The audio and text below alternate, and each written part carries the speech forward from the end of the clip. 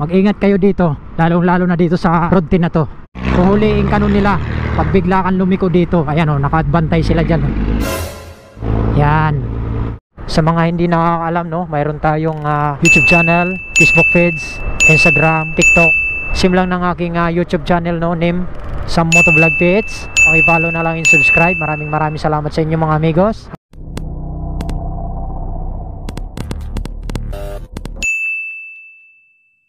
Mag-ingat kayo dito, lalong-lalo na dito sa road 10 na to. Mga enforcer nandito lang sa gilid, nakaabang, napakalayo nila sa stoplight. Nasa gilid lang yan, nag-aabang lang yan sila dyan. Kung magkamali ka dyan, yan o, huli. Pag naabutan ka ng dilaw dyan, matik ka na dyan, beating the red light ka na. Ingat kayo. So sa mga katulad kong rider, no, kapag kayo ay nagawi dito sa road 10 na to, bali Mel Lopez na ngayon ang pangalan nito, no. Dati kasi road 10, mas kilala yung pangalan na road 10. So ingat lang kayo, lalong-lalo na sa mga stoplight, no. Pag dilaw pa, sasabihin sa'yo, beating the red light. Dito okay lang dito banda sa may Moriones kasi wala talaga dito mga enforcer. Dito okay lang. Ang mayroon doon sa kanina na daanan ko sa may bandang Pier 14 ata yun. Tapos pagdating din dito sa may Saragosa, ingat din kayo. Lalong-lalo na dito sa highway na to. Itong 3 lane, tapos dito 3 lane, bali 6 na lane to. Kailangan pag didiretso ka, dito ka lang. Yan, dito na tayo sa gilid kasi pag dito ka sa kabila, mahuhuli ka. Dito delikado na tayo sa gilid. Ano na ito, solid lane, oh. Delikado yan, may manghuhuli yan sa dulo. Pag dito kanan, puhuliin ka nun nila pag bigla kang lumiko dito. Ayan o, nakabantay sila dyan, oh. Yan.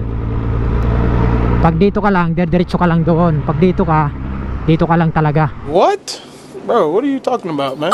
Yan, so ingat lang. So dito tayo sa tulay dadaan sa may bandang Dilpan, no.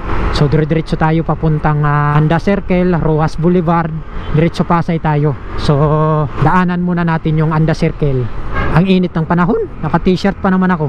Ginusto mo yan eh. Hindi ko naman nakalain na mayroon tayong pipikapin dito sa Pasay. Traffic na. Yan, nag-start ng traffic eh. Ang lalaki pa naman ng mga container dito. Ingat lang tayo. Pag dito kasi daanan to ng mga malalaking container ganito, napaka-delikado to eh. Hindi basta-basta pwede tayo sumingit kaagad, oh. Ganyan, no? Napakasikip, delikado yan pag sumingit tayo dyan. Sigurado, durog tayo. Dito lang nagkaka-traffic yan, papasok Basico. Dito kasi sa pinakamarami yung mga container sa Basico eh. Dito na tayo sa may bandang Anda Circle. Yan. Ito yung Anda, oh. Hindi naka-open yung mga fountain. Diretso na tayo papuntang Lunita, daanan natin ang Lunita, tapos Rojas Boulevard, diretso na tayo, tapos Pasay. Okay? So update ko na lang kayo mamaya pag malapit na ako doon. 20 minutes later.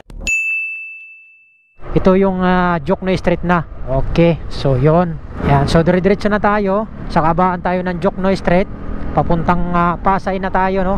Papuntang Isimuwa. Pagtagos natin kasi sa dulo, Isimuwa na eh. Okay, so ayan, dito na tayo banda sa may Isimuwa.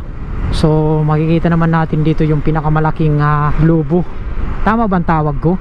Lubo? Ano ba ang tawag sa ganyan? Malaking globe.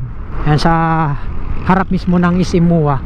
Yan, maganda yan pag sa gabi. Tama ba yung pagkatawag ko dyan? Comment lang kayo sa baba kung tama yung Yan, dito na tayo sa Isimuwa, SM Mola Visia. Ayan naman yung arena, Mola Visia Arena. Ikot lang tayo dito. Dito tayo umikot sa kabila. Ayan, malapit na tayo. Yun. Dito na tayo sa may Hotel 101. Dito na lang tayo Sunrise Street. So dito na tayo. Malapit na tayo. Dito yan sa Golden Hotel ata, yung building na pupuntahan natin. Liko tayo dito sa may anong street to? Hindi ko na alam. Basta dito na yun. Dito na tayo mga amigos. So yun, dito na tayo. Pasok tayo dito at tawagan natin yung muna yung pipikapan. Dito tayo sa gilid. Dito. Okay, dito muna tayo tambay.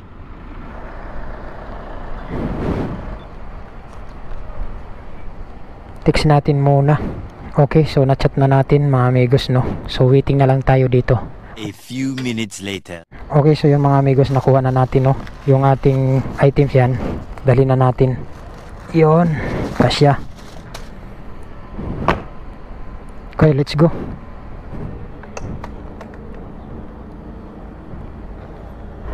Okay, so balik na tayo. Yun lang naman ang kinuha natin mga amigos, yung isang plastic, no? Bali nagkakahalaga ng 8,100. So yun, hindi ko na siguro tong pahabain tong ating vlog at pagpasensyahan nyo muna yung ating nawalang kakwinta-kwinta, no? Nag-pick up lang naman tayo dito sa May Pasay. Okay, so yun lang mga amigos, no? Maraming salamat. And sa mga hindi nakakaalam, no, mayroon tayong YouTube channel, Facebook feeds, Instagram, TikTok. Same lang ng aking YouTube channel, no, name Sam Moto Vlog Pits. Okay, follow na lang and subscribe. Maraming salamat sa inyo mga amigos. Hanggang dito na lang. Peace out.